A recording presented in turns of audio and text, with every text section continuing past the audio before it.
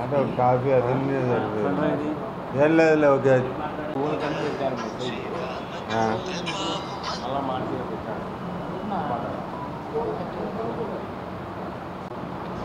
Late అవుతుందా? ఎవరు వస్తలే ప్రెస్ మీట్ పెట్టి చెప్తాను.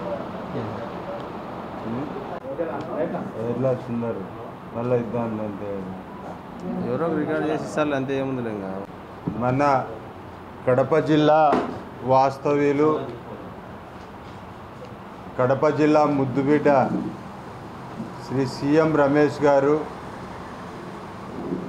అనకాపల్లి పార్లమెంటు స్థానం నుంచి దాదాపు 2,90,000 పైచిలుకు ఓట్లతో దిగ్విజయాన్ని అందుకొని ఆయన సొంత గడ్డ కడప జిల్లాకు 12/7/2024 అనగా శుక్రవారం రోజు రావడం జరుగుతోంది. వారు 10,000 మందితో స్వాగతం పలుకుతూ ర్యాలీగా ముందుగా కడప పెద్ద దర్గాను దర్శించుకొని తర్వాత దేవుని గడప వెంకటేశ్వర స్వామి ఆలయానికి వెళ్ళి తర్వాత మైదుకూరు ప్రొద్దుటూరులో ప్రవేశించి అక్కడ కూడా పెద్ద ఎత్తున ర్యాలీ ద్వారా వారికి స్వాగతం పలకడం జరుగుతుంది. నమస్కారం అందరికీ. రాయలసీమ ప్రాంతానికి ఆయువు పట్టైన జీవనాడి అయిన గాలేరి నగిరి సుజల స్రవంతి,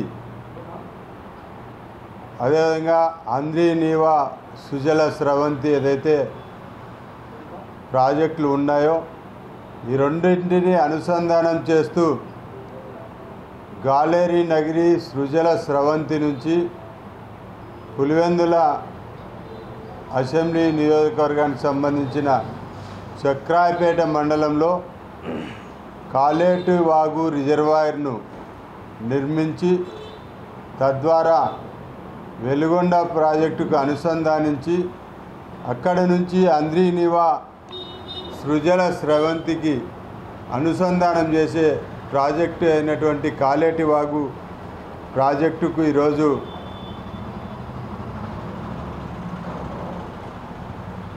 పని ప్రారంభించి గతంలో కాలేటి వాగు రిజర్వాయర్ పనులు పిఎల్ఆర్ కంపెనీ వారు నిర్వహించి అక్కడ వారికి ఆదాయం వచ్చే పనులు మాత్రమే చేసి ఇంకా మిగతా లిఫ్ట్ ఇరిగేషన్ కానీ పంపు సెట్స్ కానీ ఇవన్నీ కూడా నిర్మాణాలు చేపట్టకుండా కేవలం వారికి ఆదాయ వనరుగా చూసుకున్న పరిస్థితిని మేము ఖండిస్తూ కాలేటి వాగు సందర్శన చేపట్టబోతున్నాం.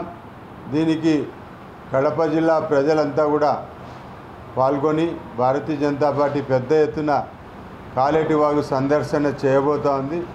కాబట్టి ఏదైతే దాదాపు 4,373 కోట్ల రూపాయలతో వారు అగ్రిమెంట్ చేసుకున్నారు.